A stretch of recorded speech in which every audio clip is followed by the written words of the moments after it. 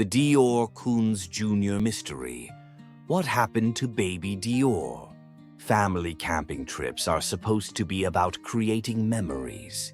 The smell of pine needles, the warmth of a fire, the sound of a nearby creek. They are a retreat from the world, a safe place.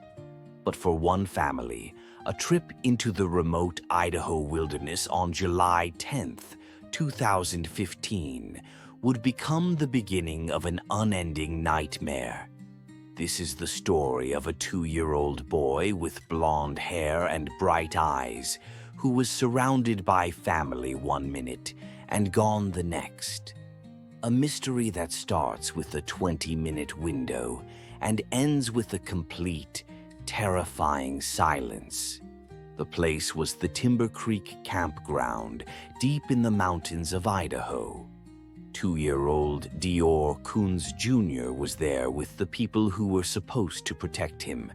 His mother, Jessica Mitchell, his father, DeOrr Kunz Sr., his great-grandfather, Robert Walton, and a family friend, Isaac Reinwand. It was a typical family outing. The adults were setting up, exploring the area, and little Dior, full of a toddler's curiosity, was doing the same. His parents last saw him playing near the shallow creek that ran through the campsite. It was a scene that has played out millions of times in campgrounds all across the country. But this time, the scene would break. The family's timeline of events is a puzzle of assumptions. The parents thought the great-grandfather was watching little Dior. The great-grandfather thought the parents had him. For a window of time estimated to be no more than 20 minutes, no one had eyes on the little boy. When his father went to check on him by the creek, he was gone. Panic set in. They called his name, first calmly, then with growing fear. The quiet woods offered no reply. The sound of the babbling creek suddenly felt menacing. In the time it takes to unpack a few supplies, DeOrr Kunz Jr. had vanished. The search that followed was immense. Hundreds of volunteers, trained search and rescue teams, and law enforcement descended on the remote campsite. They brought in helicopters with thermal imaging. They had divers search the reservoir downstream. They had teams of cadaver dogs, trained to find any trace of human presence. They searched for days, which turned into weeks. They covered miles of unforgiving terrain, and what they found is the most chilling part of this entire story. Absolutely nothing. Not a single piece of evidence was ever located. Not a shoe. Not a scrap from his camouflage jacket or his little cowboy boots. Not a single footprint that could be definitively identified as his. The search dogs, even those trained to find evidence underwater, never picked up a scent.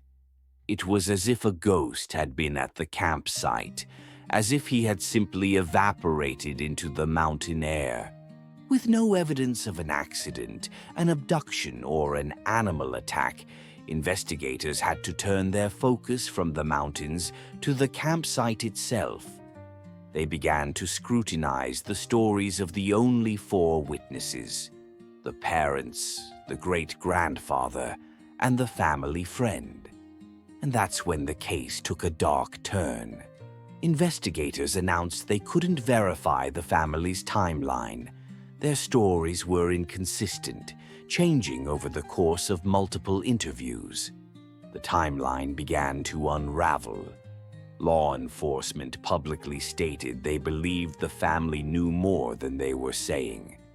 Eventually, both DeOrr Sr. and Jessica Mitchell were named persons of interest in their own son's disappearance. The great-grandfather and the friend also came under suspicion. So what happened at Timber Creek Campground? Did a stranger somehow find this remote location and snatch a child in minutes, leaving no trace? Did a wild animal carry him away, defying all logic by leaving no evidence behind?